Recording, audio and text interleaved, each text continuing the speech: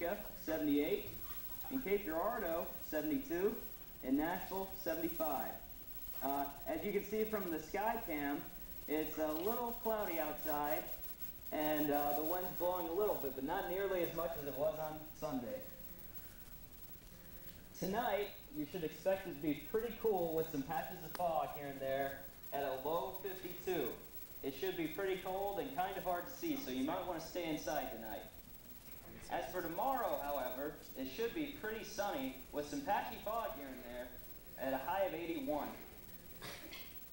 Thursday, it should also be sunny with a high of 82. It should be a pretty nice day. As for Friday, it should be sunny, nice, and a nice 83. As for our weekend, on Saturday, you should expect it to be sunny and nice at around 83 degrees.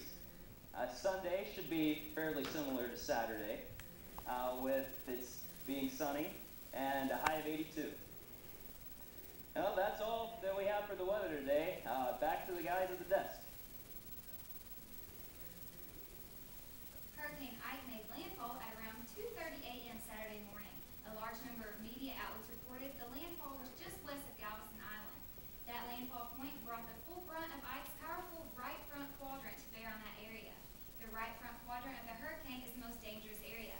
According to the National Hurricane Center, Galveston City Mayor Lyda Ann Thomas and Galveston County Judge Jim Yarbrough said that the area is now devastated.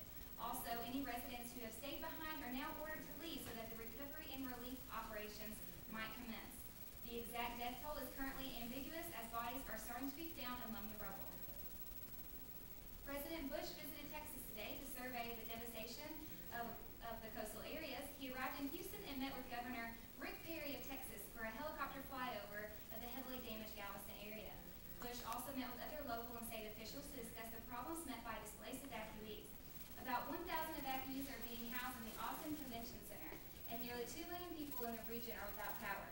This trip marked the President Bush's third visit to the Gulf Coast in 2 weeks. There seems to have been conflict in the White House over the past few days. John McCain has decided to deal with the economic crisis by calling a high-level commission on Tuesday, but Barack Obama has stated that McCain is out of touch and unfit to deal with one of the most serious financial problems since the Great Depression. While McCain vows to wipe out greed and corruption, Obama declared his opponent would deliver a prolongation of President George W. Bush, who has been held responsible for the crisis. While McCain is trying to look at the crisis and match it with the September 11th attack, Obama does not think McCain can fix anything if he does not understand it. Despite recent Wall Street wreckage, the FED was not forced to cut rates as originally feared. The FED's key rate maintained a steady 2% as it held during its 2 previous meetings. The prime lending rate, the rate that applies to many credit cards, home equity lines of credit, and other types of loans, also managed to maintain a stability at a healthy 5%. Both of the FED and prime rates are 4-year lows. However, the stability may not last. According to CNN, FED policymakers say that the economic growth is slowing, causing straight financial markets to be increased.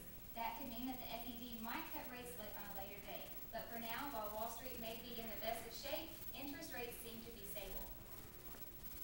In his farewell letter to the U.S. troops in Iraq, General David Petraeus praised the troops, saying they achieved, quote, the stuff of history, end quote.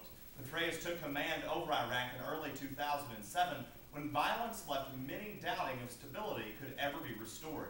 Petraeus, author of the current U.S. counterinsurgency doctrine, used a surge of 30,000 additional American troops into Iraq to pacify areas rather than letting them slide back into lawlessness. Petraeus is being promoted to head the U.S. Central Command. General Ray Ordorino, his former deputy, will take command in Iraq. How does $66 million sound to you? It was announced Sunday that Barack Obama's Democratic August fundraiser broke the previous single-month money record. Although $66 million sounds like a lot, it still may not be enough to hold up against John McCain's Republican Party. When it's all added up, Obama may make more, but he also spends more.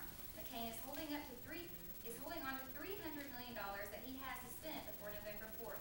But Obama spent approximately $55 million in August advertising at the Olympics. To keep up with the Republicans, Obama and the DNC must come up with $200 million before November 4th. In Phoenix, Phoenix, Arizona, an infant was ejected from a car during a presumed illegal street race. Chance Reed, a 24-year-old, was racing a Suburban with 6-week-old Katie Fujimono restrained in the back of his Mustang. Reed lost control of his vehicle, causing the Mustang to strike both a tree and a power pole. Both Reed and the infant were thrown from the car. Reed, as of now, is in critical condition. The infant, however, died shortly after the impact. Charges have not been filed at this point in time. The driver of the Suburban has not been identified yet. Police are investigating as we speak. Coming up next, Jordan Sharp will have the latest sports action, so I look forward to that. Stay with us.